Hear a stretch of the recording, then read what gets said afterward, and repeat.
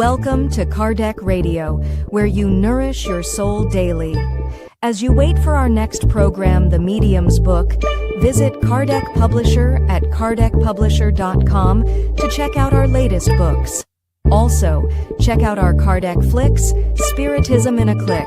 Just go to kardecflix.com. And now with you, our host, Dr. Vanessa Anseloni, with the program The Medium's Book. Enjoy it.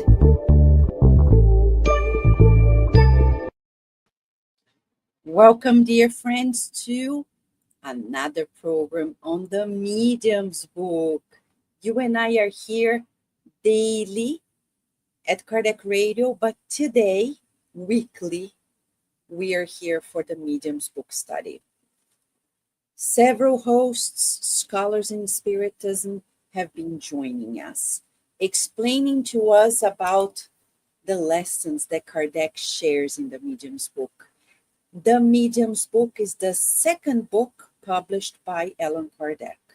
The first one is the Spirit's Book. The second one is the Medium's Book, 1861. Kardec was a revolutionary man because while many people think that mediumship is just a casual thing, Kardec is an educator of the mind. He teaches us that mediumship is a faculty in us that needs to be educated. Some people say develop it. No, we say educate it. Have you thought about it? The difference between develop and educate?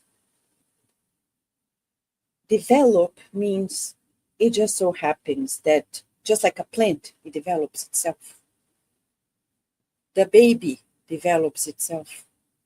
But when we educate, we need to change habits. Acquire new habits. When we educate, we put consciousness, awareness. That's a main fundamental difference between developing and educating. We need to study it, instruction.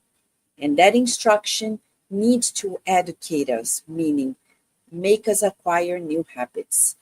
Habits of the mind, because mediumship is first and foremost mind to mind. Incarnates and discarnates.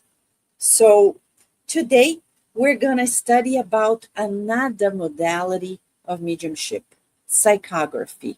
We've been talking about typology, sematology, symbols that are decoded, noises that are decoded. We talked about direct writing, sounds, direct sounds. Now we're talking about psychography. Let me share with you the slides. Yes, it's a short, less than 30-minute lesson, but oh boy, it makes a difference, doesn't it? Let's go, friends. Together, we are here for this amazing study with Allan Kardec. Here we are. So, as we recall, the subtitle of the book, Manual for Mediums and Evokers. It's about experimental spiritism. I remember once in San Diego, California, in 2002, we were giving a talk about spiritism in English. And I say in English because not necessarily every spiritist center in the United States has their meetings solely in English or meetings in English. But it's a reminder for all of us. If we don't speak the language of the country, we cannot help the country get to know of spiritism. So in the United States of America, we speak English, and we talk about spiritism in English. So we're saying this because I remember a person, a guy who came to me and said, I want to do everything that Kardec did. I want to go through the Medium's Book and make the same tasks. And I asked him, why again you're going to do this? Oh, because I want to see how it goes. And then I replied, I say, look, in science, because Spiritism is a science, as a scientist myself, when we see classical studies like Kardec, we don't repeat them, we extend them. Why are you going to reinvent the wheel? Besides, I don't guarantee that I have the same, right, time or capacity that Kardec did. So I would say we don't want to reinvent the wheel. If you start studying any science nowadays, you're not going to go back saying, oh, I'm going to do the same tasks that Galileo did. Why? We just go from there. And we keep expanding. We keep opening more and more and deepening the knowledge. So in this book, Kardec tells us in two parts. Part 1, preliminary observations. Part 2, spirit manifestations, divided in the first part in 4 chapters, the second part, 32 chapters. So we have a total of 36 chapters in this book. And as Kardec says clear in the introduction, very clearly, each and every day, experience confirms our opinion that the difficulties and disappointments encountered in the practice of Spiritism result from ignorance of the science's principles. See? Some people, oh, I want to practice mediumship. But we need to know what it is. Some people come to Spiritism and say, I'm a medium. I see, I watch, I write, I want to practice. No. The first thing a medium needs is self-control. Hold it, study, pray together with the team, and then little by little, the whole team will gravitate to the optimal scenario. We have been training several groups in the US and even in other parts of the world, giving them advice and training on how to do it.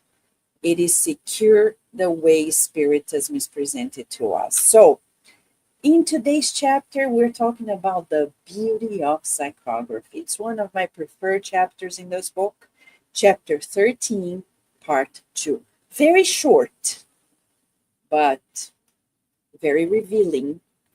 He says to us, writing has the special advantage of physically demonstrating the intervention of a concealed power by leaving traces that we can preserve in the same way that we can preserve our own correspondence.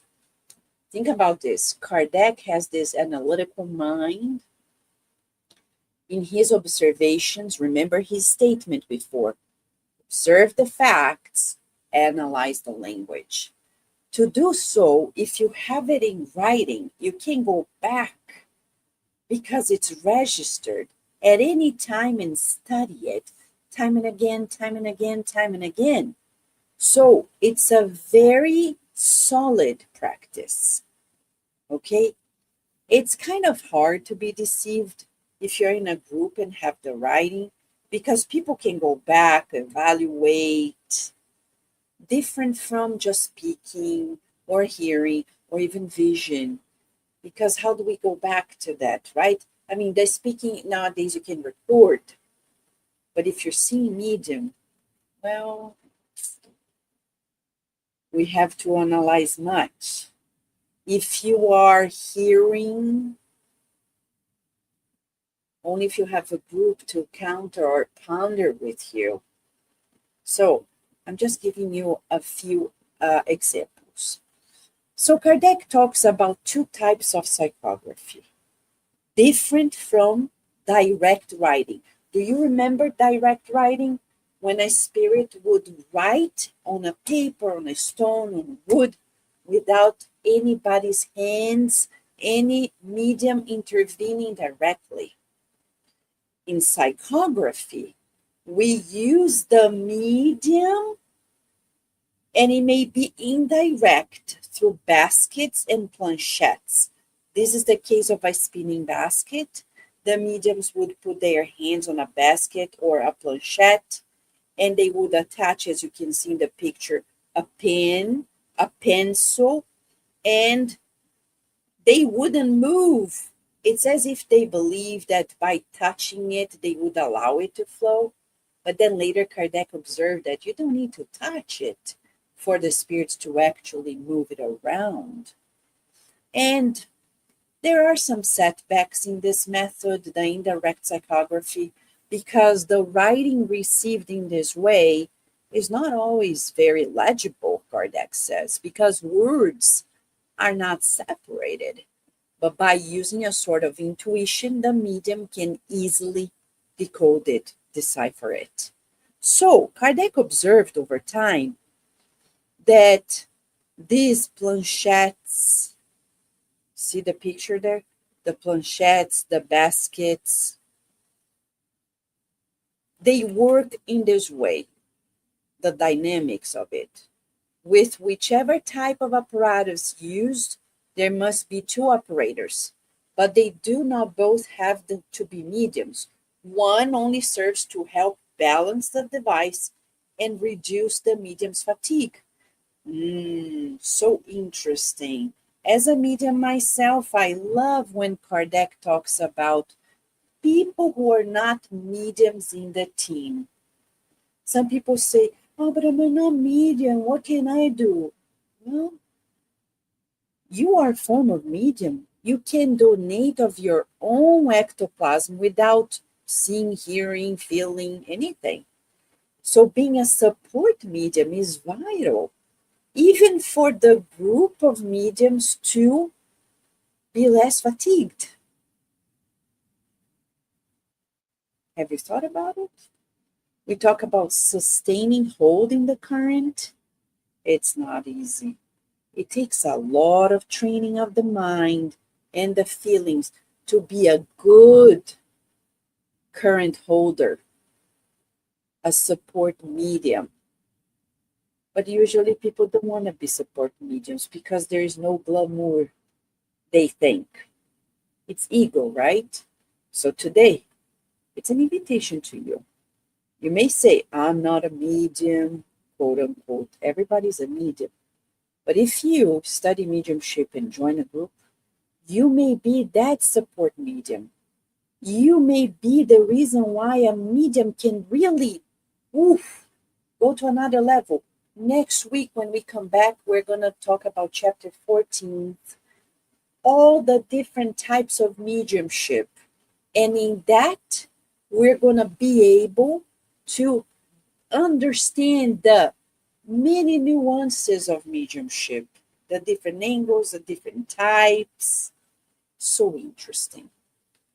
When we talk about direct or manual psychography, remember, Kardec observed that it's not so much about the basket, the planchette, the hands on it. It's about the presence of the mediums. So he said, by simply eliminating this intermediary and placing the pencil directly in the medium's hand, just like this, I hold it, we get the same result with much simpler mechanism since the medium writes as is done under normal conditions. I have here many, look, many. I have, as a psychographer myself, I have lots of psychography. And it's as simple as a piece of paper, and then you go and start, see, writing. And you start bringing the messages that the spirits want you to bring. Nowadays, you can ask, can it be a pen? Of course. But remember, why didn't Chico Xavier use a pen? Because pen, you can run out of ink.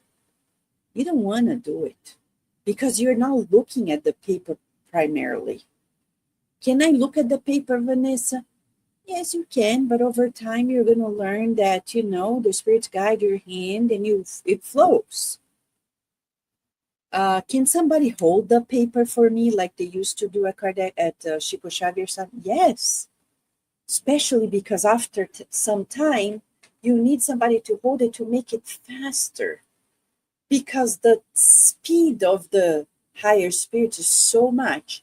If you sit down and try to write the same thing consciously, like without being in trance, it's not going to be the same. But when you are in trance, in the mediumistic trance, things come.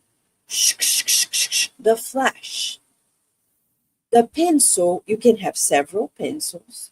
And you know that this is going to work. And when it doesn't work, you know you have to have another pencil.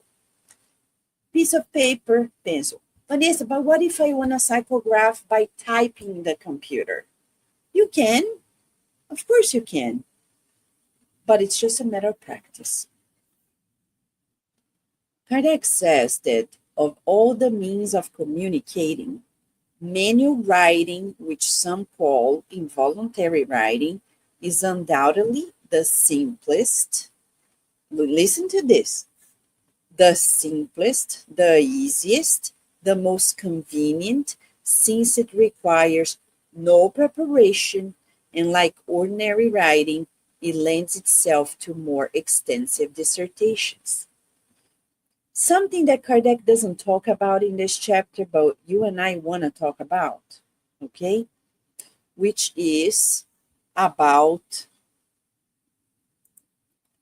we want to talk about revision. But Vanessa, sometimes it's so fast, a word slips, the sentences are not perfect. Remember, it's okay.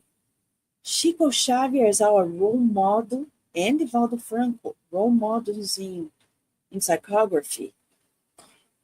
Remember, Chico and Divaldo Franco, hundreds of books psychographed.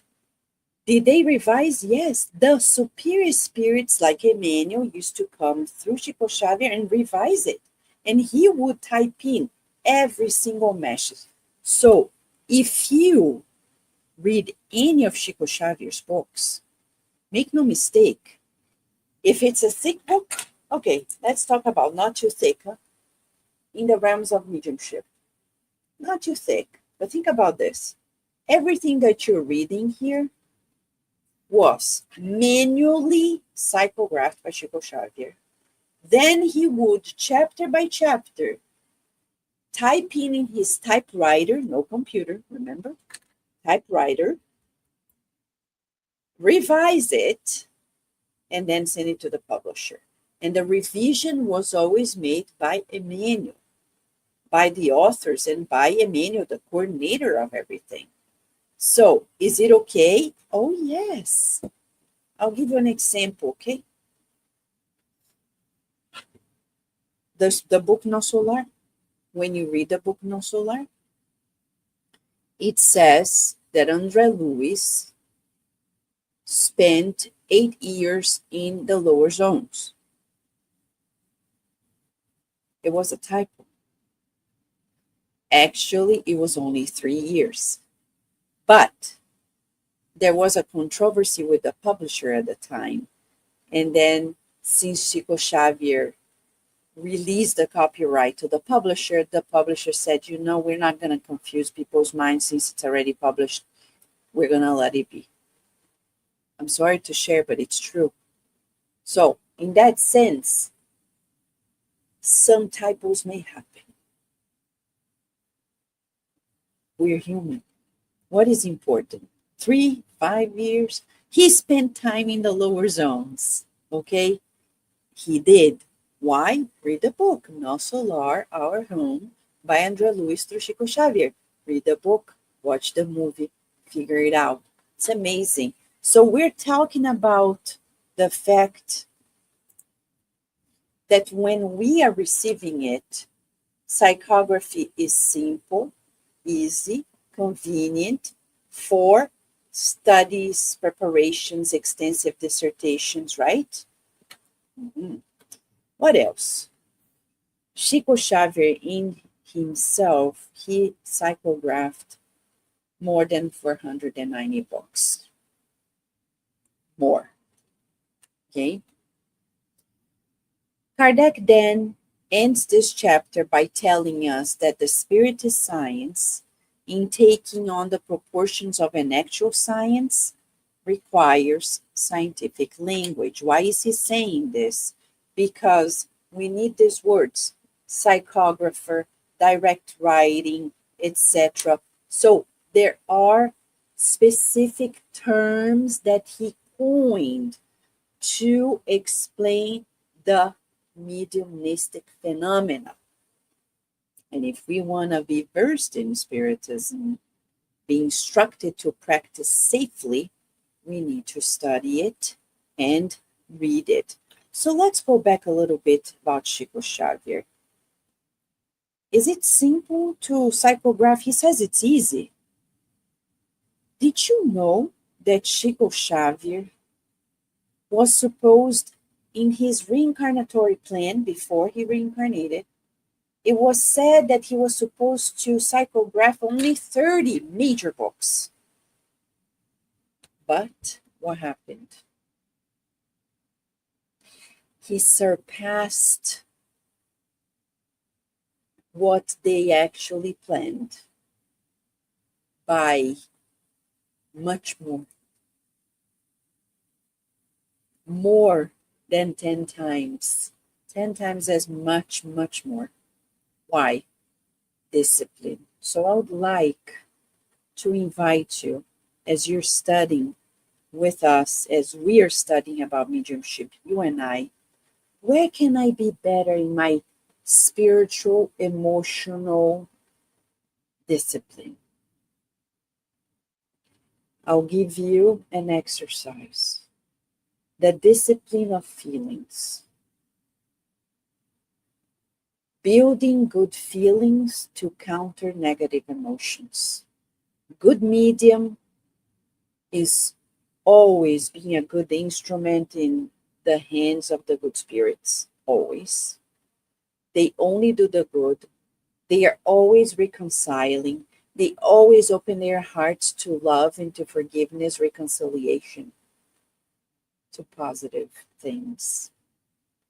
So you and I are being invited today to be inspired by Chico Xavier, to discipline our emotions, to be grateful, to be positive, to be more loving, so we can attune with the good spirits and they can use us as a pen of love, a pencil of love, psychographing messages that will console hearts, instruct minds. If you have any question or comment about the study today, write to us either here in the comments or write to us at kardecradio@gmail.com. For now, we thank you for your time. And remember, the whole playlist about this study is safely cared for and there at the YouTube channel of Kardec Radio. Please go there, subscribe to the channel, like the videos, share. Why? For us? No, for the world. The more you do it, the more we are sharing with the world that there's more to life than the physical eyes can see. Thank you, friends. Kardec Radio is always grateful for nourishing all of our souls. See you next time, next week.